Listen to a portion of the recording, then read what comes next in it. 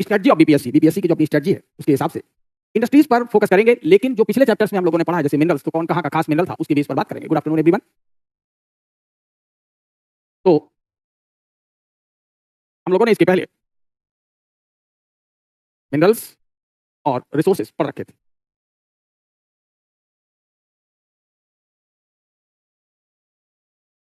और इस पर जो हम लोगों ने बात की, इंडस्ट्रियल लोकेशनल फैक्टर की बात की थी।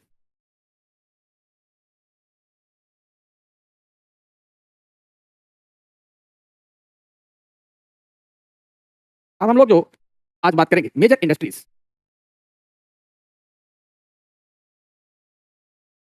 और उसके बाद हम लोग जानते हैं कुछ डेमोग्राफी, पॉपुलेशन, हमारे रूरल सेटलमेंट यानी गांव, अर्बन एरियाज, इनसे थ्रूपुट क्वेश्चंस आ जाते हैं। टॉपिक सभी देखने हैं लेकिन उतना ही देखना है जितना कि हमारी जरूरत है। हम लोग मेजर इंडस्ट्रीज में कल जो डिस्कस किया था इन सारी बातों को, इन सब में आ जाए जो बड़े प्लांट्स होते हैं, इंटीग्रेटेड आयरन स्टील प्लांट, यानी ये रॉ मैटर से आयरन बनाते हैं, उसमें दूसरे मेटल से अन्य चीजों को मिला करके उसको स्टील में कन्वर्ट करते हैं, और उस स्टील में कन्वर्ट करते हैं जो बेसिकली हमारे इंजीनियरिंग या दूसरे कामों में आ सके। तो चूंकि ये रॉ मैटर यूज करते हैं, नेचुरल रॉ मैटर यूज करते हैं ये बड़े प्लांट, इसलिए इन्हें हम प्राइमरी प्रोड्यूसर ऑफ स्टील कहेंगे। लेकिन वहीं एक और टर्म यूज होता है मिनी स्टील प्लांट। ये नेचुरल मैटर नहीं यूज करते, ये क्या करेंगे, जो पिग आयरन होगा या स्क्रैप स्टील्स होगी, स्पंज आयरन होंगे, इन्हीं को यूज करके रिसाइकिल करके स्टील बनाते हैं। तो दो तरह के प्रोडक्शन हो गए इंडिया में स्टील के। एक तो प्राइमरी प्रोड्यूसर है, जिन्हें हम प्राइमरी प्रोड्यूसर्स कह रहे हैं, वो इंटीग्रेटेड आयरन स्टील प्लांट यानी बड़े प्लांट कहे जाते हैं, और ये प्राकृतिक कच्चे माल का उपभोग करते हैं, जैसे आयरन ओर, कोयला, इन सबको माइन से निकाला जाएगा और स्टील बनाई जाएगी। ये आयरन ओर और कोयले का उपयोग नहीं करते, do not use iron ore, coal etcetera. और ये जितने हमारे ये वाले प्लांट ये नेचुरल पर ही उपस्थित है, वो निर्भर है। तो इन्हें कोक चाहिए, कोक के लिए कोल, हेमेटाइट यानी आयरन ओर चाहिए, ये इन पर बेस्ड है, इन पर आधारित। यानी कि एनवायरमेंट को ज्यादा क्षति कौन पहुंचाता है, ये इंटीग्रेटेड, ये रिसाइकलिंग करते हैं, इसीलिए ये एनवायरमेंट को कम क्षति पहुंचाते हैं, लो एनवायरमेंटल कॉस्ट, क्योंकि ये ब्लास्ट फर्नेस के बजाय इलेक्ट्रिकल फर्नेस का यूज करते हैं, और ये ब्लास्ट फर्नेस का यूज करते हैं, बत्या भट्टी जिसे कहा जाता है। और बत्या भट्टी में कोक और लाइमस्टोन डाला जाता है, किसके साथ, आयरन ओर के साथ। सबसे ज्यादा क्वांटिटी में जो यूज होता है, लार्जेस्ट क्वांटिटी कोक की होती है।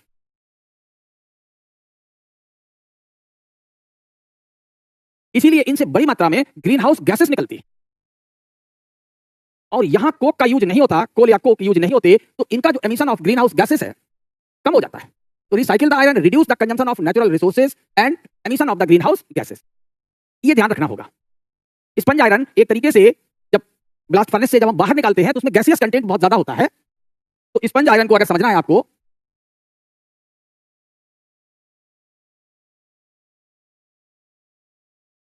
पोरस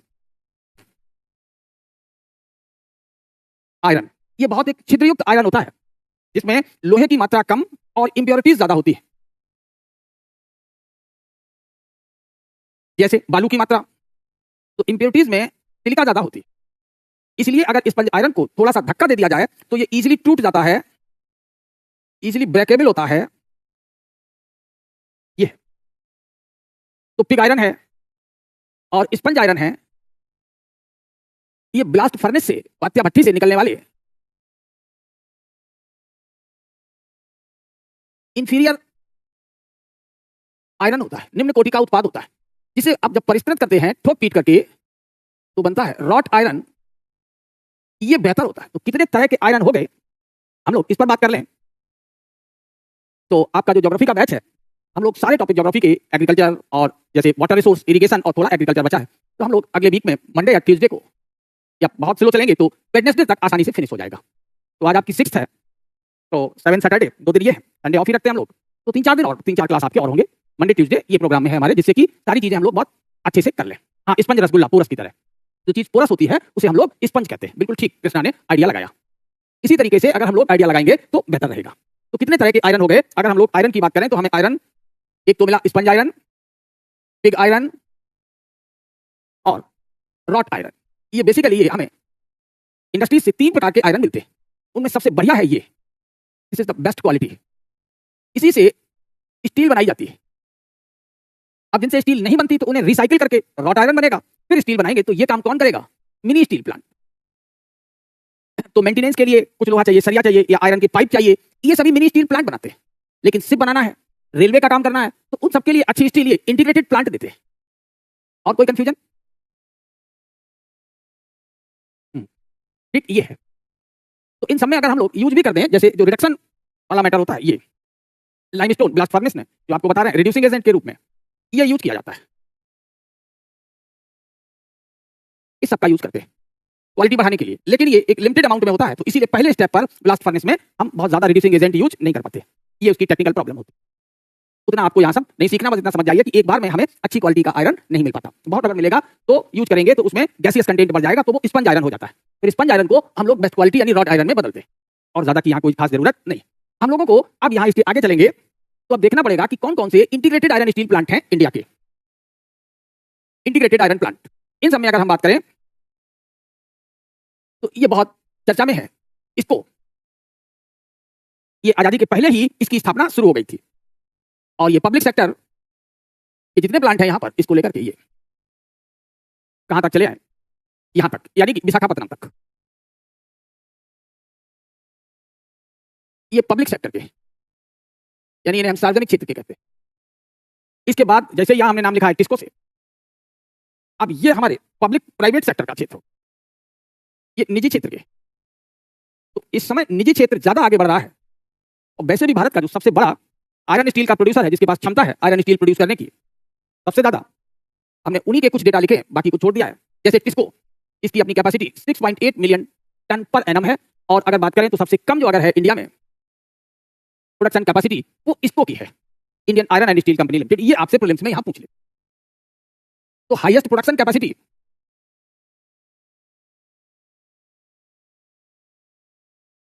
स्टील प्रोडक्शन कैपेसिटी इसको की बड़े प्लांट्स में, और जो सबसे कम है वो बड़े प्लांट में इसको की है। इन सबकी लोकेशन से भी क्वेश्चन बन जाते हैं, जैसे बनपुर, बोकारो, राउरकेला, भिलाई, दुर्गापुर, विशाखापत्तनम। अगर इन सभी को हम लोग मैप पर देखें तो आसानी हो जाएगी, और उसी से इसे समझ लेना है। यहां अगर हमने छोटा सा ये इंडिया का ये मैप बना लिया, अब इस पर हम लोग इन चीजों को लोकेट कर दें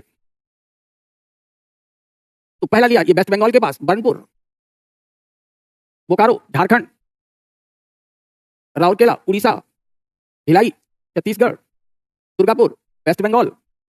ये सभी हमारे कहां पर आधारित हैं? जहां हमें कोल और आयरन ओर दोनों मिलते हैं। इसके बाद हम विशाखापत्तनम अगर आ जाते हैं, ये रहा, तो जो विशाखापत्तनम है वो इंपोर्टेड कोल पर बेस है, यानी पोर्ट पर। तो जितने पोर्ट वाले होंगे वो सभी इंपोर्टेड कोल पर होंगे, क्योंकि हमारे देश में कोयले की क्वालिटी बेहतर नहीं है। ऐसे ही जमशेदपुर का भी आपने प्राइवेट सेक्टर का, तो ये सभी टिक कर दिए। हमें कहां दिखे? ईस्टर्न प्लेट्यूज में, कल जो बात बताई थी। फिर आ जाते हैं हजीरा एसआर स्टील लिमिटेड का, गुजरात।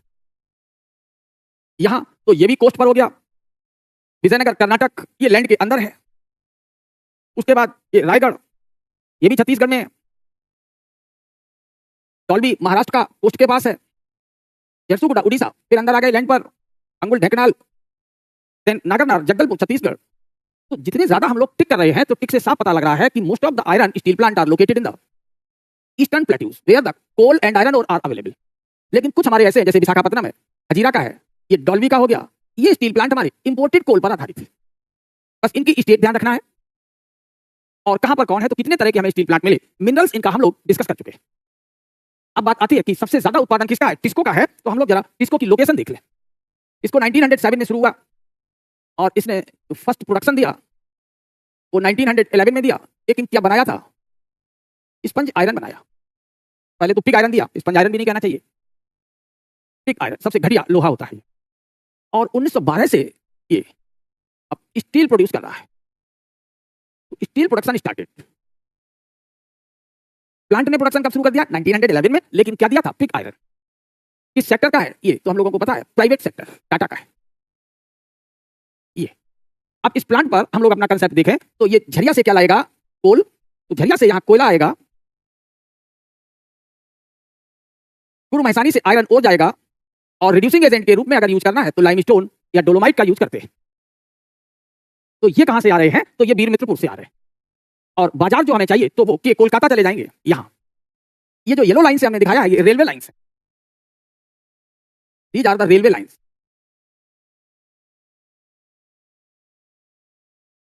रेलवे लाइंस है। तो रेलवे लाइंस के द्वारा ये इधर किससे जुड़ सकता है? मुंबई से। तो रेलवे लाइन ये मुंबई की ओर, ये रेलवे लाइन कोलकाता की ओर। तो इस तरीके से भी हम लोग अपनी स्टडी कर सकते हैं। लैंड रूट से भी ये देश के अन्य हिस्सों से कनेक्टेड है। और देखा जाए तो एक प्लेस मिला हमें क्या? ये रहा झरिया, यहां से लाइमस्टोन। तो अगर हम इन 3 प्लेसेस की बात करें, बाजार, ये एम मार्केट हो गया, ये कोल का प्लेस हो गया, ये आयरन ओर का हो गया, तो जमशेदपुर कहां लोकेटेड है? सेंट्रली लोकेटेड है। तो जमशेदपुर के साथ जो सबसे एडवांटेजियस पॉइंट है, Jamshedpur plant is centrally located. ये ऑक्यूपाई द मिड पोजीशन, ऐसे लिखते हैं, प्लांट ऑक्यूपाई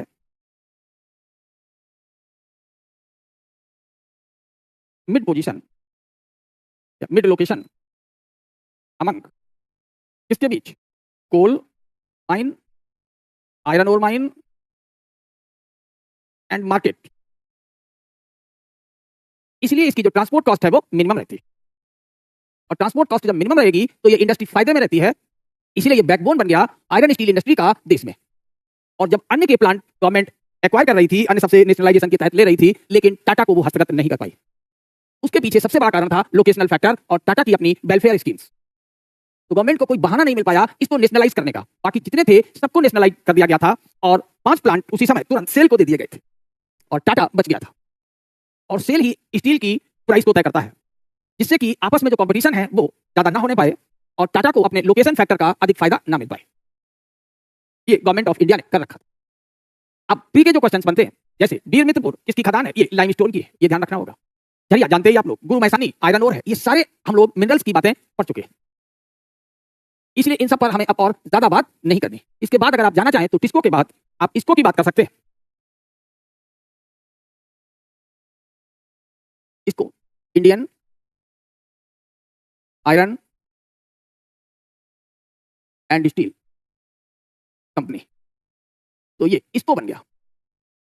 इसको के पहले जो इसकी स्थापना हुई थी तब इसका नाम इसको नहीं था। तो 3 जगह पर है, कुल्टी, हीरापुर और बर्नपुर। तो it has 3 plants, Kulti, Hirapur और बर्नपुर। ये इन सबकी जो शुरुआत होती है 1964 में,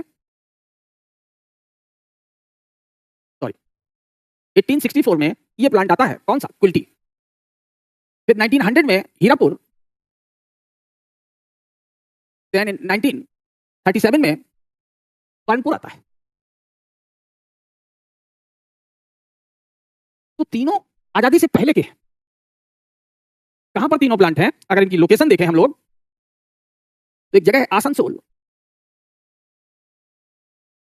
आसनसोल के पास ये एक रेल लाइन से कनेक्ट है और इसी रेल लाइन पर ये तीनों प्लेसेस लोकेट है। फिर इन तीनों स्थानों को इंटीग्रेट कर दिया गया और इंटीग्रेट करके इनका नाम पड़ा Indian iron and steel company limited. तो आफ्टर इंटीग्रेशन ये 3 प्लांट हैं, तीनों को जब इंटीग्रेट कर दिया गया तो दे बिकम द IISCO। इसको कब? 1937। जो कंपनी चलती चली आई और 1972 में इसे गवर्नमेंट ऑफ इंडिया ने टेक ओवर कर लिया। इन 1972 इसको has been take over by GOI, government of India. तो अब ये किसके पास चला गया since 1972? Steel authority of India limited, steel. तो अगर ये पूछा जाए कि भारत में पहला सफल आयरन और plant, sorry iron steel plant किस जगह पर लगाया गया, तो 1864, दिस इज द कुल्टी। ये प्रश्न बीपीएससी में पूछ लेते हैं। The first successful iron steel plant was established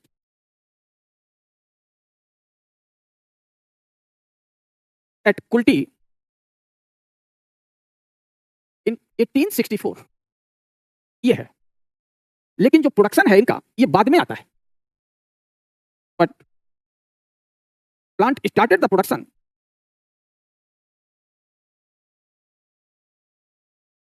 after 1912। तो प्लांट तो स्थापित हो गया, लेकिन प्रोडक्शन शुरू नहीं हो पाया। और प्रोडक्शन कब शुरू हो पाता है? टाटा के बाद।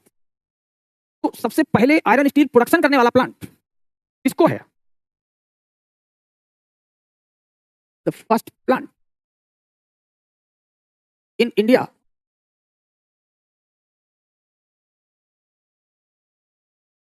which started the production in 1911। तो भारत में लौ इस्पात का सबसे पहले उत्पादन करने वाला प्लांट किसको रहेगा? लेकिन स्थापित होने वाला प्लांट आप समझ गए हैं, कुल्टी। और कुल्टी आज किसके पास है? IISCO के पास है। जबकि अनसक्सेसफुल जो अटेम्प्ट था वो तमिलनाडु में किया गया था। एक और क्वेश्चन है, the first attempt to establish iron steel plant was made in Tamil Nadu, but it was unsuccessful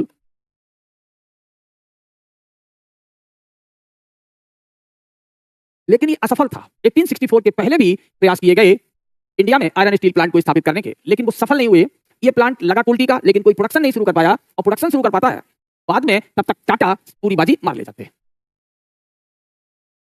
हाँ, इसलिए नहीं कर पाए क्योंकि उनके अपने कुछ टेक्निकल इशू थे। तो टेक्निकल इशू के कारण तो बहुत सारे मुद्दे रहे होंगे, उन सब पर हम लोगों को इतना डिटेल में नहीं जाना। हम लोगों को कभी कभार यहाँ हिस्ट्री से रिलेटेड बातें आ जाती हैं, जिस पर हमें स्पष्ट पता रहना चाहिए। तो हम लोगों ने इसको को देख लिया। अब बात आती है कि इसको कहां से अपना कोक लेगा, कहां से आयरन और लेगा। तो इसके अपने लोकेशनल फैक्टर क्या है, क्यों इसे यहां पर स्थापित किया गया? तो लोकेशनल फैक्टर की बात करें तो हमारे पास क्या क्या रहता है? कोल। कोल तय कहां से लेंगे? झरिया से। दूसरा बड़ा लोकेशनल फैक्टर होता है हेमेटाइट। तो ये हम लोग कहां से लेंगे? गुआ माइंस। गुआ माइंस कहां की? झारखंड। झारखंड में कहां पर है ये? सिंहभूम। ये दो फैक्टर याद रखने हैं। तो झरिया से ये क्या ले लेगा? तो यहां से कोल। कोल पहुंच गया यहां इस जगह, सॉरी कोल, ये आयरन और। गुआ से कोल, झरिया से। बस इतना ध्यान रखना होगा, रफ मैप पर बना लेंगे, इससे ज्यादा की और जरूरत नहीं है। और कोलकाता आसनसोल जो रेलवे है वो इसको मदद करता है।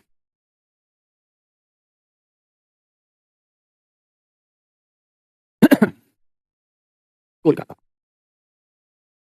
This is the Asansol railway. और इनका खुद का अपना ये रेलवे लूप लाइन है, जिससे तीनों सेंटर जुड़े हुए हैं, कुल्टी, हीरापुर और बर्नपुर, ऐसे जोड़ सकते हैं। देन अब हम लोग अगर साउथ इंडिया में जाएं तो जो कंपनी बनी थी वो भी प्राइवेट सेक्टर ही था, और ये है कर्नाटक प्लेट्यू। बाबा बुदान हिल्स। तो बाबा बुदान हिल्स क्या है, सबने पढ़ रखा है, इसीलिए इस टॉपिक को हम लिए कि जो हमने माइंस वाला जो चैप्टर पढ़ रखा है वो भी हमारा और लिंक हो जाएगा।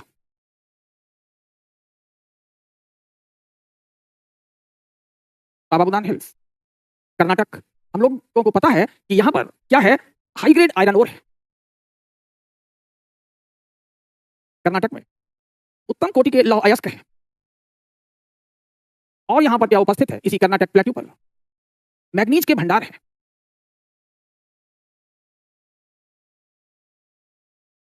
मैग्नीज और भी यहां अवेलेबल है कर्नाटक प्लेट्यू पर।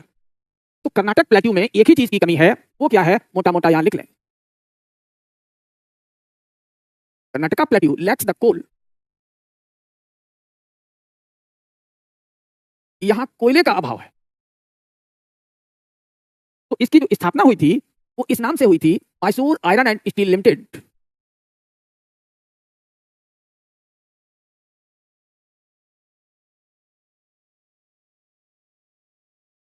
तो उस समय यहां पर मैसूर प्रिंसली स्टेट हुआ करती थी, मैसूर स्टेट। तो इसमें मैसूर स्टेट का यानी मैसूर राजघराने का इसमें पैसा लगा था। और ये बात है क्योंकि फर्स्ट वर्ल्ड वॉर के समय स्टील की बहुत मांग हो गई थी दुनिया में, तो अब यहाँ राजा साहब ने सोचा कि अच्छा फायदा होगा, तो उन्होंने 1923 में ये प्लांट लगवा दिया।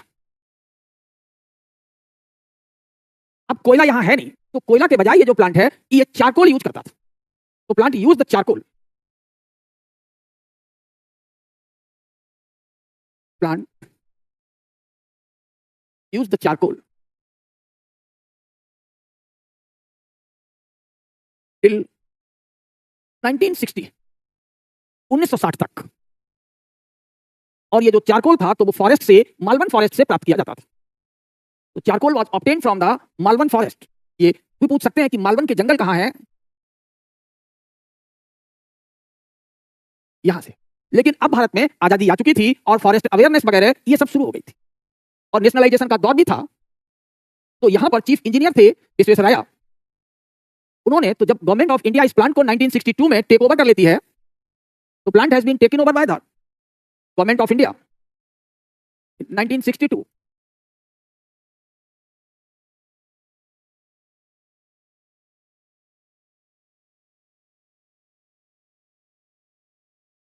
तो यहां एक चीफ इंजीनियर पहुंचते हैं,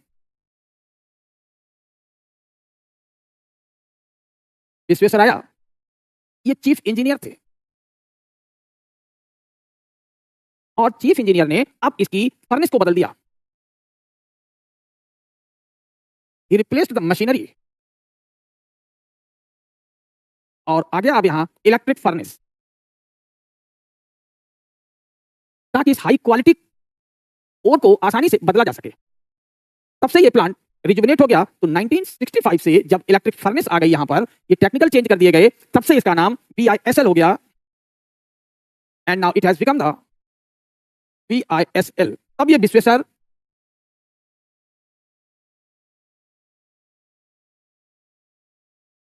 विश्वेश्वरैया आयरन स्टील लिमिटेड ये नाम हो गया। पहले इसका नाम MISL था, Mysore iron and steel limited. अब पावर कहां से लेगा, तो अब आप समझ गए होंगे कि इसके अपने लोकेशनल फैक्टर क्या है। यहां से भी क्वेश्चन बनता है क्योंकि ये लोकेशनल फैक्टर्स बहुत चर्चित हैं। तो बाबा बुदान की जो हिल्स हैं they are rich into iron ore. इस जगह पर यह स्थापित है। तो MISL is located at Bhadravati. और भद्रावती एक चौड़ी सी वैली है कर्नाटक में, और उसके आसपास हमें आयरन ओर मिलता है। तो यहां लिखेंगे iron ore from nearby hills, निकटवर्ती पहाड़ियों से, क्योंकि बाबा बुदान पहाड़ियों में ये भद्रावती स्थित है। नियर बाय हिल्स, कौन सा जिला पड़ेगा जहां ये आयरन ओर है, चिकमगलूर डिस्ट्रिक्ट। यहां से हम क्या प्राप्त करेंगे, आयरन ओर। यहां कोयले की जरूरत है नहीं, तो पावर इसे बिजली दी जाती है। It obtains the power from Sharavati project.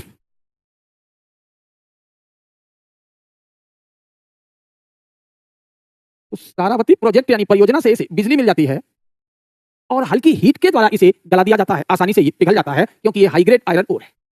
बाकी मैग्नीज स्थानीय पहाड़ियों में ही उपलब्ध है। शिमोगा और चित्रदुर्ग में ही इसके मैग्नीज भी मिल जाता है।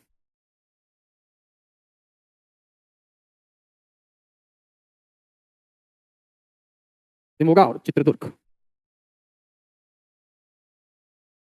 इन्हीं जिलों में ये बाबा बुदान हिल्स फैली हुई। देन नेक्स्ट अगर हम लोग अगले प्लांट पर जाएं तो लिख ले भिलाई।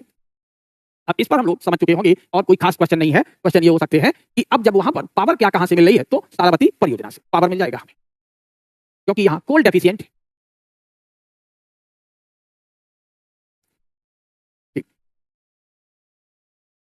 ओके, तो यहां पर ये जो है, तो उस इंजीनियर को जिसने ये प्लांट दोबारा से सर्वाइव करा दिया, ये है मिस्टर विश्वेश्वरैया। तो आज उन्हीं के नाम पर इस प्लांट का नाम भी VISL रखा गया। नेक्स्ट हम लोग अगले प्लांट की अगर बात करें, तो अगला जो प्लांट है भिलाई।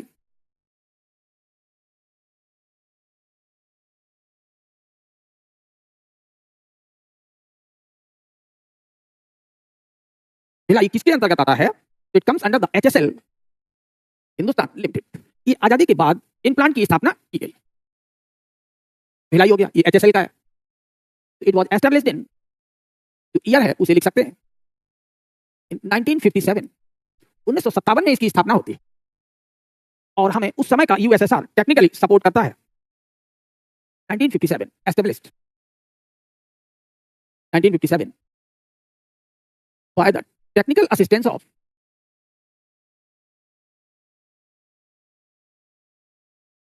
यूएसएसआर। उस समय रूस एक United Soviet states of Russia कहा जाता था, तो उसने हमारी मदद की और ये भिलाई का प्लांट किस जगह पर, दुर्ग इन छत्तीसगढ़। छत्तीसगढ़ में इसकी स्थापना होती है दुर्ग में रूस की मदद से और तुरंत 2 साल में ये अपना प्रोडक्शन स्टार्ट कर देता है।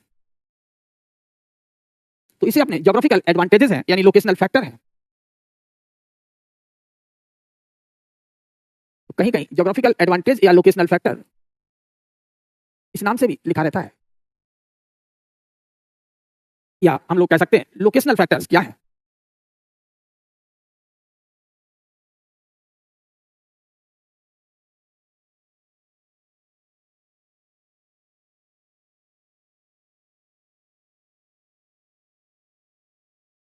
तो लोकेशनल फैक्टर में कोल, आयरन और इन्हीं की बात करते हैं, तो हेमेटाइट और डल्ली राजहरा से मिल जाएगा।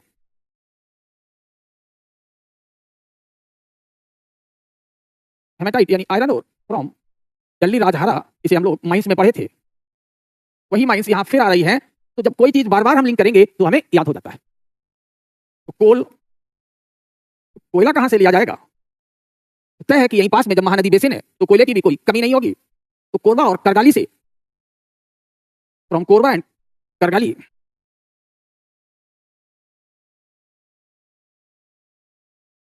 ये भी छत्तीसगढ़ में, यानी आयरन और आसपास से ही मिल जाता है, कोल भी आसपास से ही मिल जाता है। तो ये इसके लिए बेनिफिशियल फैक्टर है। जस्ट बगल में वहां से मैग्नीज ले लेते हैं, भंडारा महाराष्ट्र से और बालाघाट ऑफ मध्य प्रदेश से, और ज्यादा मैग्नीज की जरूरत नहीं पड़ती, फिर भी रेल लाइन के सहारे ये आ जाता है।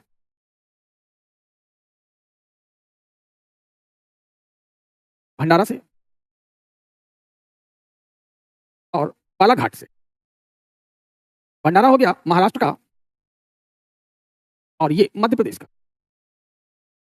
तो जितने हमें चाहिए लोकल सपोर्ट में क्या हो गया कि और सस्ता श्रम भी मिल जाता है, कि लेबर भी उपलब्ध है। Near by districts of MP and Maharashtra. तो मध्य प्रदेश और महाराष्ट्र के उस ट्राइबल बेल्ट से सस्ता श्रम भी उपलब्ध हो जाता है। ये है। तो डोलोमाइट अगर चाहिए तो बिलासपुर से मिल जाएगा रिड्यूसिंग एजेंट के रूप में।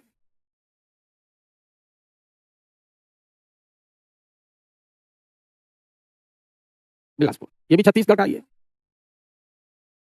तो जितनी जरूरतें हैं इसकी, वो सारी जरूरतें भिलाई की लोकल यानी छत्तीसगढ़ में स्थानीय रूप से पूरी हो जाती। फिर और अगर प्रोडक्शन है तो फिर दूसरा प्लांट एचएसएल के द्वारा राउरकेला में डाला गया।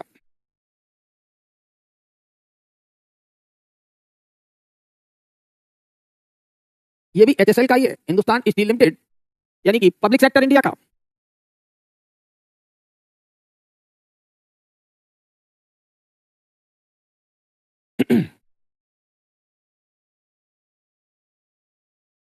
तो इसे उस समय जो है जर्मन की कंपनी ने इसमें मदद की थी।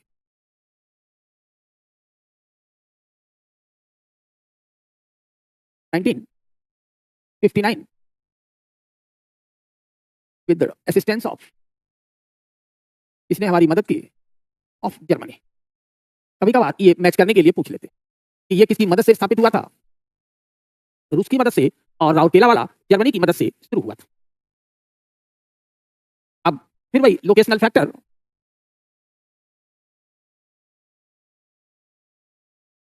लोकेशनल फैक्टर पढ़ने से हमारे प्री के और भी क्वेश्चंस हो जाएंगे। वही आयरन ओर और कोल, ये दो मेजर लोकेशनल फैक्टर होते हैं आयरन और स्टील के लिए। तो अब उड़ीसा में है तो उड़ीसा की जो स्थानीय खदान है, जैसे हम लोग कहते हैं मयूरभंज, और झारखंड का सिंहभूम, एक जैसा है। हाँ, लोकेशनल फैक्टर्स हैं यहाँ, लेकिन सबसे बड़ी बात ये रहती है कि हमें कितनी क्वांटिटी में कोल मिल पाता है हाई ग्रेड, और उसी हिसाब से प्लांट की कैपेसिटी भी। तो इन सभी प्लांट की कैपेसिटी बहुत ज्यादा नहीं है, और फुल कैपेसिटी पर सारे प्लांट काम नहीं कर पाते, इसलिए प्रोडक्शन कम रहते हैं।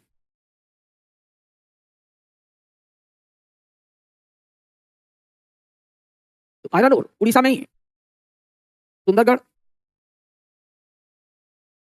और केवंझर, तो जिले से हमें ये आयरन ओर मिल जाएंगे। कोल ये झरिया से ही आता है, और झरिया पर ही अभी आपने देखा था कि वहां के स्थानीय प्लांट भी जैसे टिस्को, इसको भी निर्भर है और राउरकेला भी निर्भर है। तो झरिया पर जो हाई ग्रेड कोल है वो कम पड़ जाता है, इसीलिए शुरुआत से इसकी जो क्षमता है वो कम रखी गई, कोल फ्रॉम झरिया। बाकी अन्य फैक्टर्स को यहाँ बहुत ज्यादा मेंशन करने की जरूरत नहीं है। साथ में पावर भी इसे जरूरत पड़ती है ताकि कोयला की कम डिमांड रहे, तो पावर लेंगे हीराकुड प्रोजेक्ट से मिल जाएगी, हीराकुड परियोजना से बिजली मिल जाए ताकि कोल डिमांड कम रखी जाए, केवल रिडक्शन के लिए कोयले की जरूरत पड़े। अब एक और एचएसएल का ही, वो वेस्ट बंगाल में है, जिसे दुर्गापुर प्लांट कहते हैं।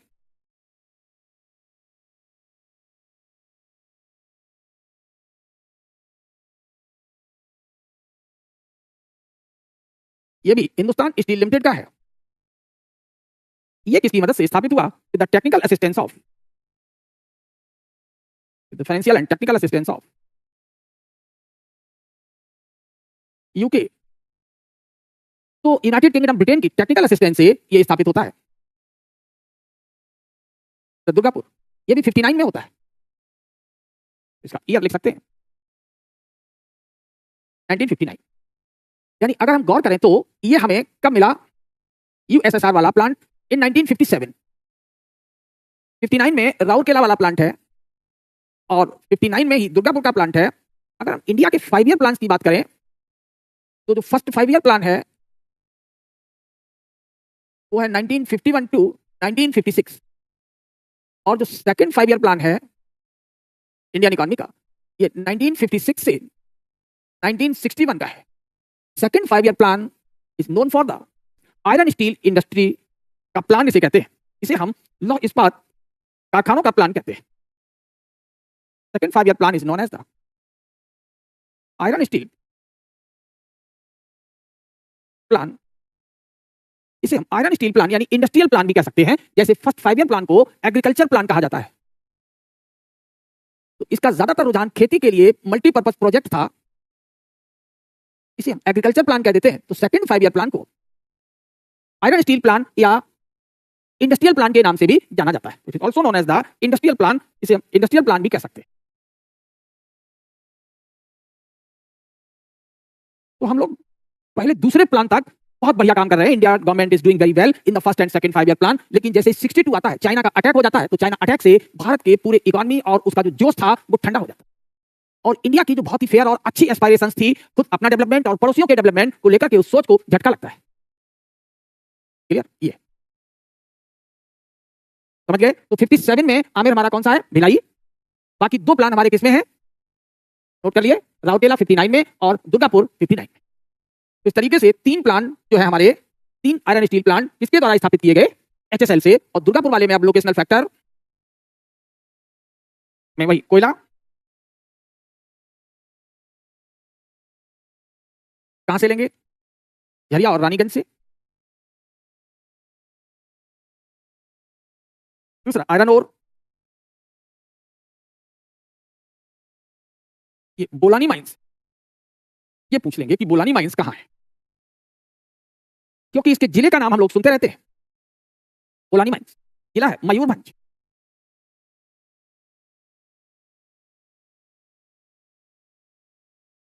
यानी उड़ीसा।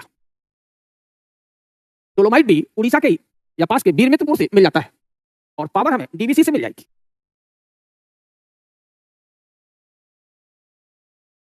Damodar valley corporation. इतने पॉइंट से और यहां ज्यादा की जरूरत नहीं है, और ये भी कोलकाता आसनसोल रेलवे पर लोकेटेड है।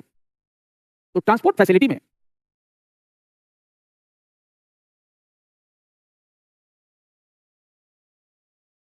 कोलकाता आसनसोल रेलवे,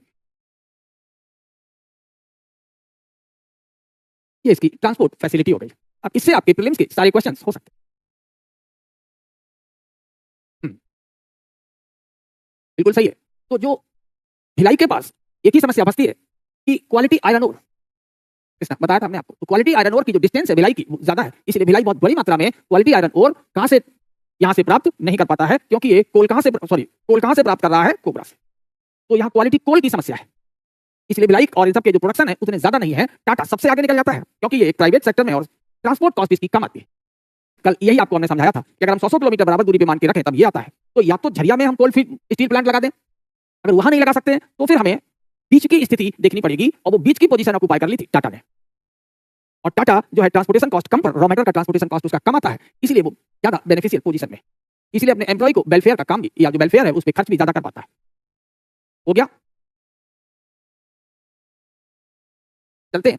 अब आते हैं बोकारो। तो जो बोकारो है वो एचएसएल में नहीं आता, वो एक अलग से ही कंपनी है, Bokaro steel limited.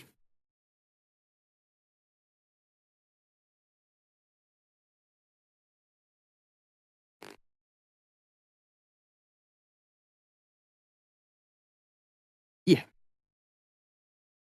Bokaro steel limited. तो ये भी पब्लिक सेक्टर कंपनी है। ये 1964 में बनी, प्रोडक्शन 1972 से आता है।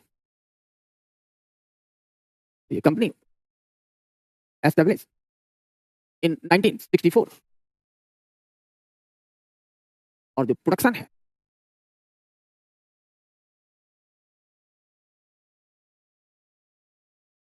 1972, 1972 से इसने अपना उत्पादन भी शुरू कर दिया। तो with the technical assistance of the USSR, with the help of United States of Soviet Russia, USSR की मदद से ये शुरू हुआ। Bokaro is the name of the river this meets to the Damodar in Jharkhand, के नाम पर है। Bokaro is a tributary of Damodar. तो दामोदर की सहायक नदी है, उसी के नाम पर हजारीबाग प्लेट्यू पर ये स्थित है, लोकेटेड एट हजारीबाग प्लेट्यू।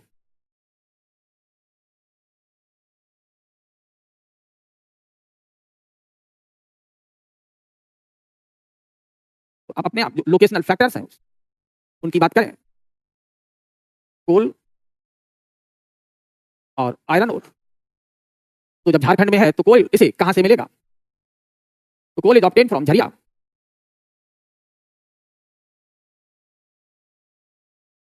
अब आप सोच रहे होंगे झरिया पर कितना ज्यादा दबाव है। आयरन ओर ये उड़ीसा की किरीबुरु माइन से आता है, पावर इनको डीबीसी से मिल जाएगी।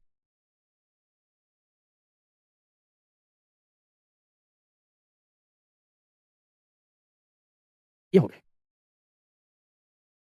देन सेलम स्टील प्लांट,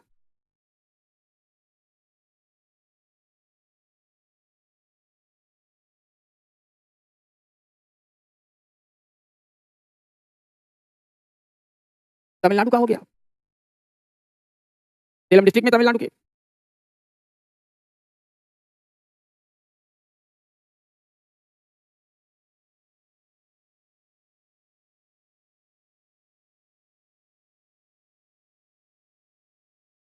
ये है।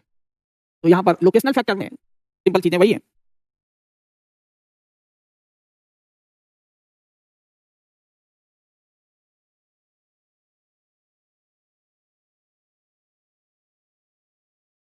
Iron ore, power, high demand of steel in south India, और यहाँ दक्षिण भारत में स्टील की मांग भी बहुत ज्यादा है। ये लोकल फैक्टर्स में यहाँ पर जो हम लोगों ने बात की, तो यहाँ पर हमें आयरन ओर कहाँ से मिलेगा, तो ईस्टर्न घाट की जो पहाड़ियां हैं उनसे हमें आयरन ओर मिल जाता है। ये बोला है हिल्स हैं वहां की, राज्य में है ये, तमिलनाडु में।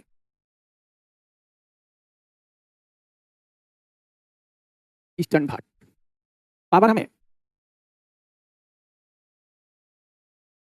नेवेली थर्मल पावर प्लांट और सेलम के प्लांट से मिल जाते हैं लोकली यहाँ पर आयरन और ये। But imported coal is used,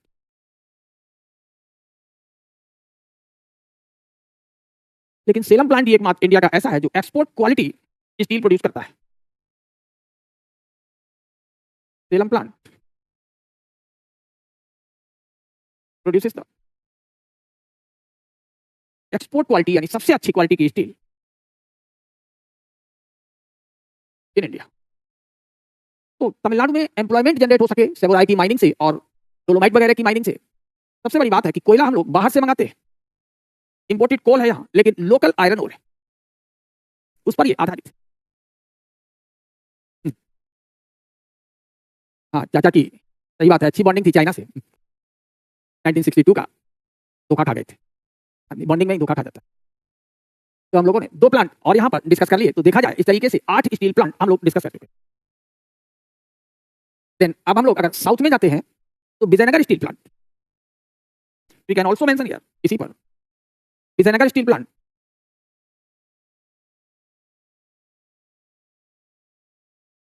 अब विजयनगर कहाँ है?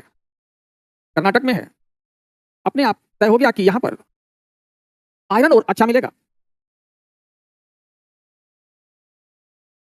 विजयनगर स्टील प्लांट कर्नाटक में है, तो यहां जो लोकेशनल फैक्टर है वो आयरन और है।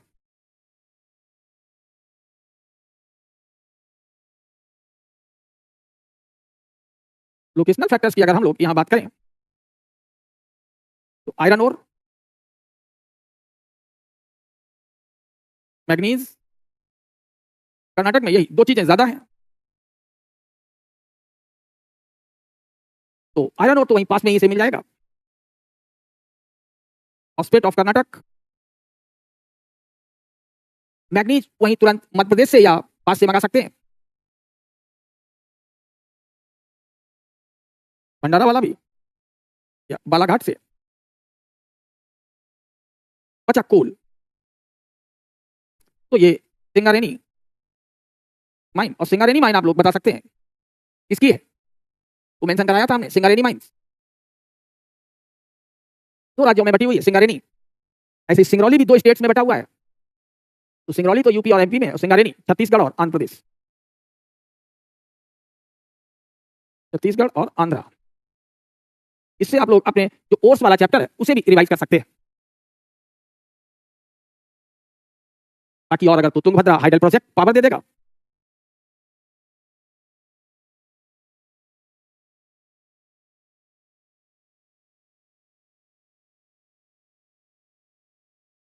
ये परियोजना इसको बिजली भी प्रदान कर देगी। तो विजयनगर स्टील प्लांट, तो अभी तक हम लोग इन सबको डिस्कस कर रहे हैं, ये सभी हमारे पब्लिक सेक्टर के ही एंटरप्राइजेस हैं। Then now come to the Visakhapatnam steel plant. तो इसमें भी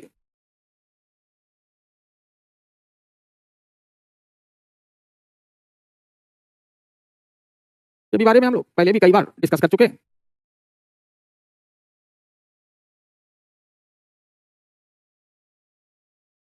ये पोर्ट बेस्ड है, तो यहाँ का लोकेशनल फैक्टर है विशाखापट्टनम पोर्ट, और यहाँ कुछ खास नहीं ध्यान रखना है। सारी लोकेशंस में एक ही लोकेशन है यहाँ पर,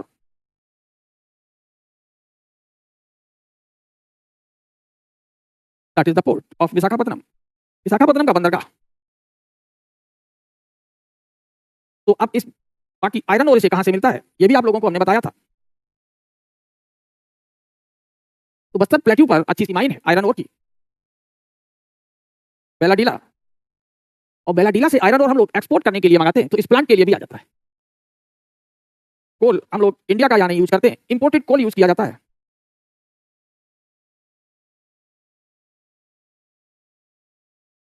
तो इस तरीके से तेलंगाना में, आंध्र प्रदेश और तेलंगाना के पास ही सिंगरेनी और छत्तीसगढ़ में बटी हुई। ओके, तो जो कंपनी है जो इसको देती है कोल, वो वही पुराने आंध्र के नाम से रजिस्टर है, इसीलिए वो आंध्र प्रदेश ही लिखा रहता है। अगला है दैतारी स्टील प्लांट, ये पारादीप के पास। तो हम लोग नेक्स्ट स्लाइड देख लें, दैतारी स्टील प्लांट।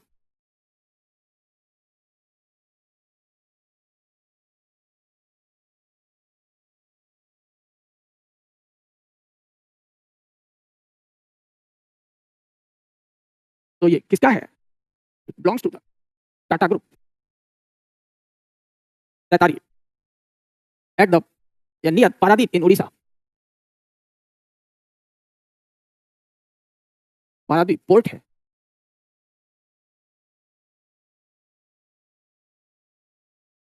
इन उड़ीसा।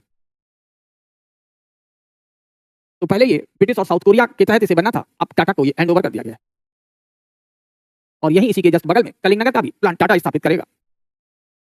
एक तो ये टाटा को मिल गया है, दूसरा कलिंगनगर स्टील प्लांट। भारत में प्राइवेट सेक्टर का जो वास्तव में दौर शुरू होता है वो 1991 के बाद शुरू होता है। ये भी उड़ीसा, ये भी उड़ीसा, क्योंकि उड़ीसा के पास बड़ी मात्रा में क्या उपलब्ध है, आयरन ओर। कोल जो होगा इंपोर्टेड कोल पर ये सभी बेस करेंगे। डॉल्बी स्टील प्लांट महाराष्ट्र,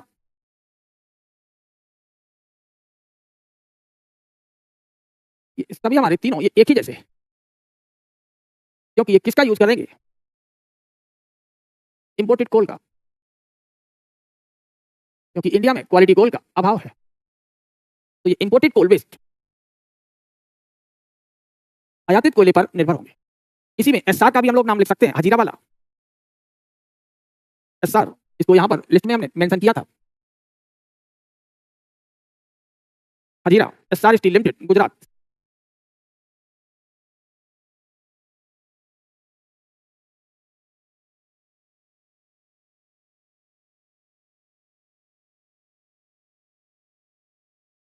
ये भी।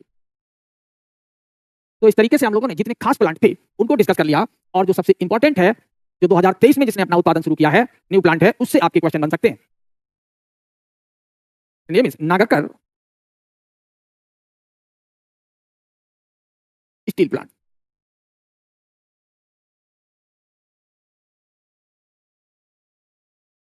हम लोग इसकी बात कर सकते हैं। Nagarkar steel plant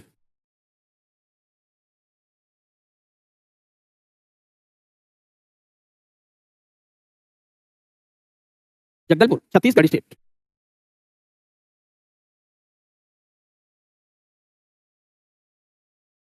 Jagdalpur Chhattisgarh. It started it production, अभी अभी इसने अपने प्रोडक्शन शुरू किए।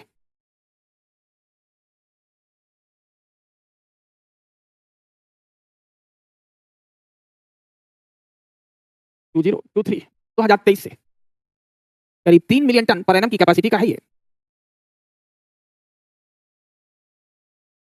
3 million ton per annum capacity का ये प्लांट कहाँ का हो गया, छत्तीसगढ़ का। बस इतना ही यहाँ पर आपको ध्यान रखना होगा, जगदलपुर। तो नागरकर इंटीग्रेटेड स्टील प्लांट कहते हैं, नागरकर इंटीग्रेटेड स्टील प्लांट। और इसके लिए सारी माइनिंग, सारा सिस्टम अलग किया गया है, तो इसे ग्रीनफील्ड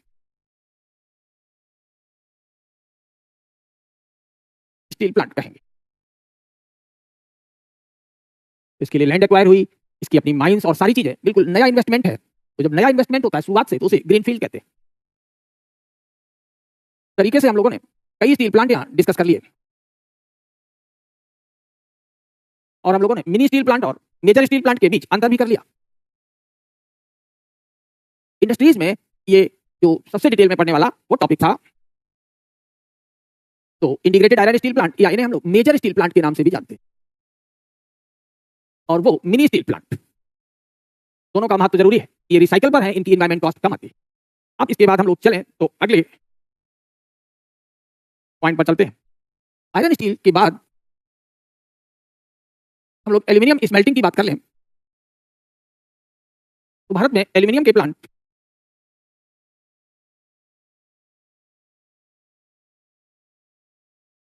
एल्यूमिनियम इंडस्ट्रीज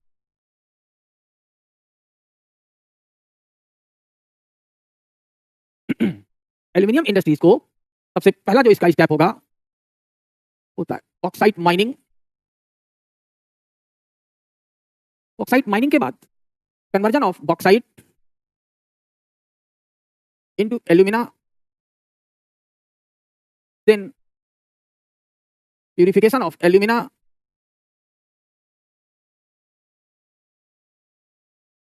तीन बड़े काम होते हैं। तो एक काम हो गया इसका, ये तो माइनिंग का है, यही स्मेल्टिंग कहा जाता है, conversion of bauxite into alumina, इसको स्मेल्टिंग कहते हैं। देन प्यूरिफिकेशन ऑफ एल्यूमिना, ये बहुत ज्यादा पावर कंज्यूमिंग प्रोसेस है।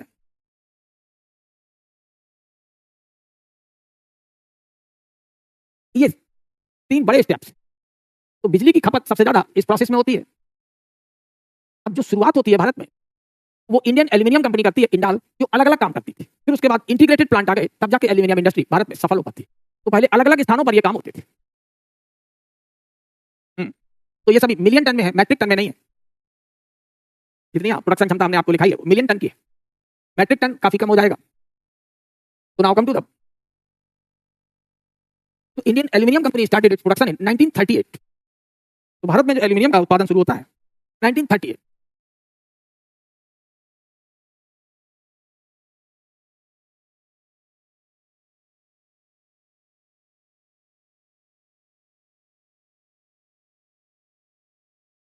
Indian aluminium company started its production.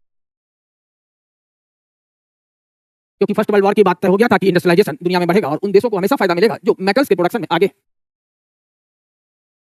India में भी फर्स्ट और सेकंड वर्ल्ड वॉर ने कई उद्योगों की शुरुआत करा दी थी।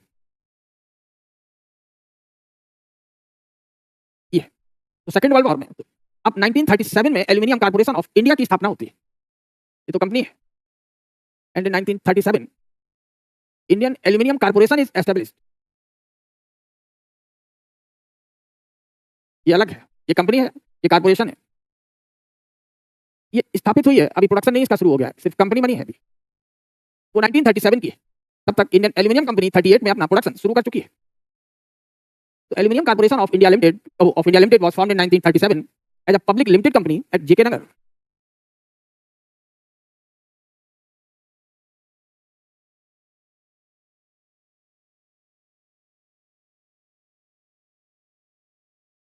इन बंगाल। तो यानी सेकंड वर्ल्ड वॉर के कारण भारत में एल्यूमिनियम उत्पादन प्रारंभ होता है। तो second world war has induced the aluminium production in India.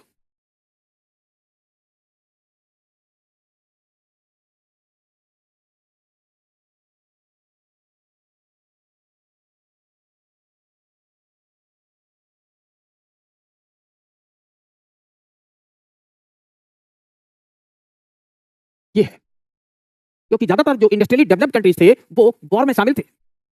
तो इसका फायदा सबसे ज्यादा यूनाइटेड स्टेट्स ऑफ अमेरिका ने उठाया क्योंकि वो सेकंड वर्ल्ड वॉर और फर्स्ट वर्ल्ड वॉर में पार्टी नहीं था।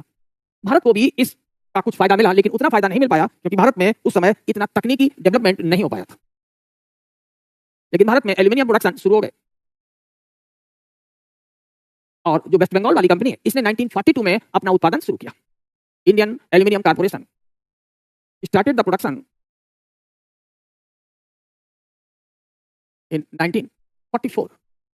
1944 से ये इसने अपना उत्पादन देना शुरू कर दिया, एल्यूमिनियम का उत्पादन, एल्यूमिना 1942 में। और यही 1943 में इंडाल की स्थापना होती है। Indal Indian aluminium. ये तो इंडियन एल्यूमिनियम कंपनी लिमिटेड, थोड़ा सा अंतर है बस। और ये था इंडियन एल्यूमिनियम कंपनी, यहां पर लिमिटेड लगा हुआ है। तो ये कब एस्टेब्लिश होती है?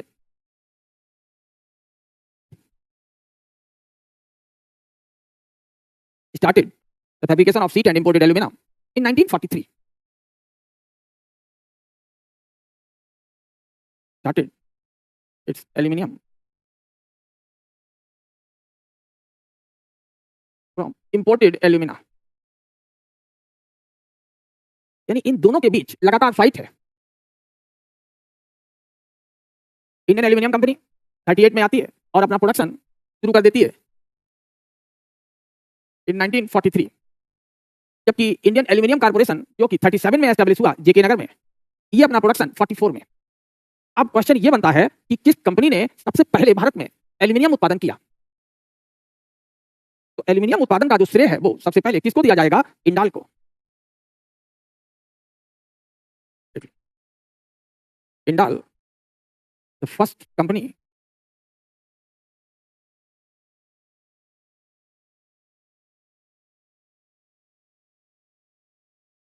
Started its production in India.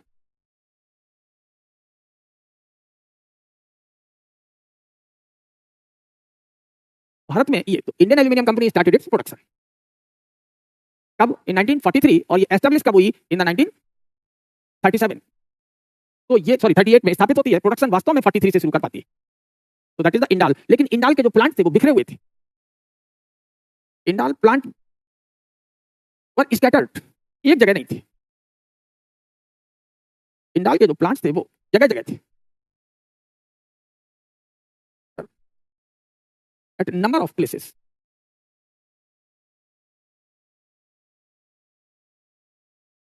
यानी ये इंटीग्रेटेड प्लांट नहीं था, एक ही जगह पर सारे काम नहीं होते थे।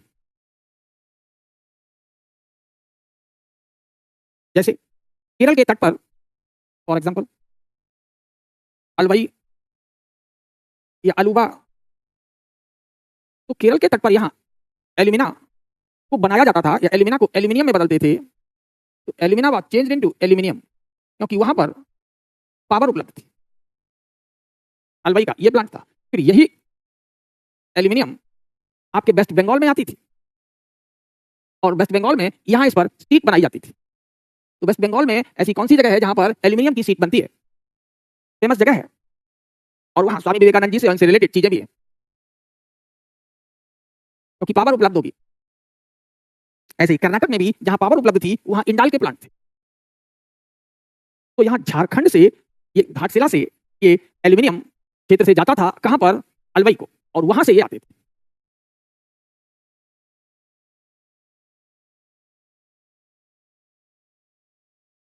बहुत सारे स्थानों पर थे। तो कहीं से एल्यूमिनियम और निकालते, कहीं एल्यूमिना बनाते, कहीं एल्यूमिनियम प्रोड्यूस करते। तो इनका जो सबसे मेजर प्लांट था जहां एल्यूमिनियम प्रोड्यूस होती थी वो था केरल में अलवई। इसीलिए इनकी ट्रांसपोर्ट कॉस्ट काफी ज्यादा आती थी, और जब ट्रांसपोर्ट कॉस्ट ज्यादा आ गई तो फिर ये कंपनी घाटे में गई और इसे हिंडाल्को ने टेक ओवर कर लिया। तो Indal has been taken over by Hindalco. बाद में इसे हिंडाल्को ने ले लिया।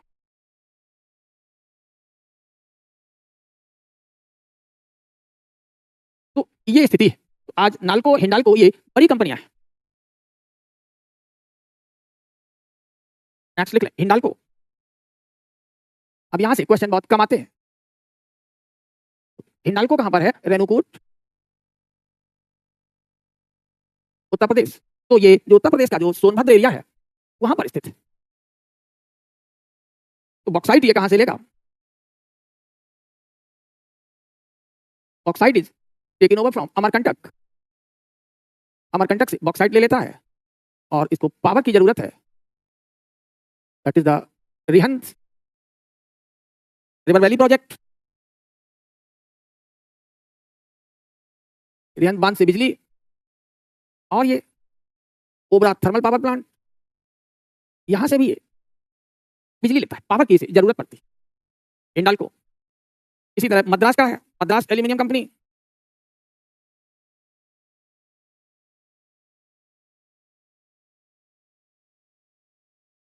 आज कहाँ है मद्रास को? हम लोग चेन्नई बोलते हैं। तो बॉक्साइट कहां से लेगा? वहीं पर देवराय हिल्स। तो पावर मैटूर डैम, तो मैटूर डैम से बिजली, तो मैटूर डैम वगैरह ये तमिलनाडु का है। नाल्को सबसे बड़ा प्रोड्यूसर तो इस समय नाल्को है। Bharat aluminium company, Korba Chhattisgarh. तो इसे हम लोग हिंडाल्को कह रहे थे, तो इसको किस नाम से जानेंगे? माल्को के नाम से। ऐसे ही मिलता जुलता नाम वाल्को भी रख सकते हैं। भारत एल्यूमिनियम कंपनी,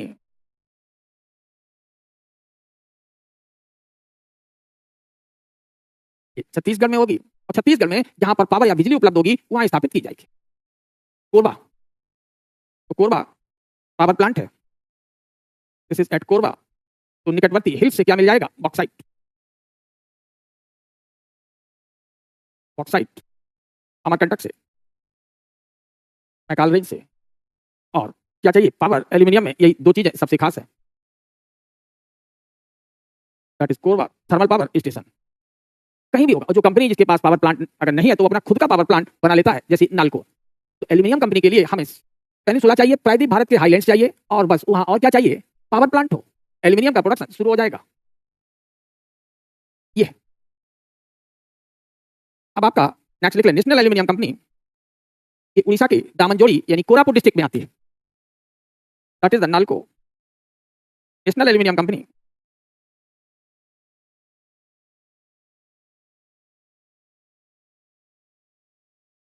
नालको दामनजोड़ी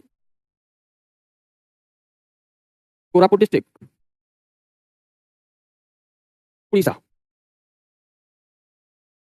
ये तो इसके पास अपने खुद का पावर प्लांट है उड़ीसा के हिल से। तो नियर बाय हिल से क्या लेगा, ऑक्साइड और खुद कैप्टिव पावर प्लांट है इसके, उसी जगह पर बिजली का उत्पादन भी ये करता है। महारत्ना कंपनी है ये भारत की, नालको। और इस समय ये सबसे बड़ा प्रोड्यूसर है, largest producer of aluminium in India. भारत में एल्यूमिनियम का ये सबसे बड़ा उत्पादक है। ऐसे अन्य कंपनियां भी हैं इस क्षेत्र में, उन सबको कॉपर हमने आपको जब कॉपर माइनिंग पढ़ाई थी तभी बता दिया था, इसलिए उसको अब रिपीट नहीं करेंगे। हाँ, तो कॉपर भी आप discuss along with the HCl, तो इसको यहाँ पर आप अपने माइनिंग वाले नोट्स देख लेंगे, वहाँ HCl और प्राइवेट सेक्टर के साथ जो भी रिलेशन था वो हमने एक्सप्लेन कर दिया था। तो जितने मेजर इंडस्ट्रीज थे मेटलर्जिकल वो हमने आपको बता दिए। अब आपके बचते हैं शुगर इंडस्ट्री, जहां गन्ना होगा उसको कर सकते हैं। तो इनकी एक भी रीडिंग आप अपने नोट से लगाएंगे तो वहां से हो जाएगा। और कोई अगर इसमें आएगी प्रॉब्लम तो यही दो इंडस्ट्री ज्यादा डिटेल में पढ़नी थी, इनसे कभी कभार ओर का और कोल का क्वेश्चन आ जाता है, इसलिए इन्हें प्रीलिम्स में पढ़ा जाएगा। बाकी इंडस्ट्रीज आपकी मेंस में रहती है। तो हम लोग कल जो है रूरल और अर्बन सेटलमेंट पर बात करेंगे। Okay, thank you.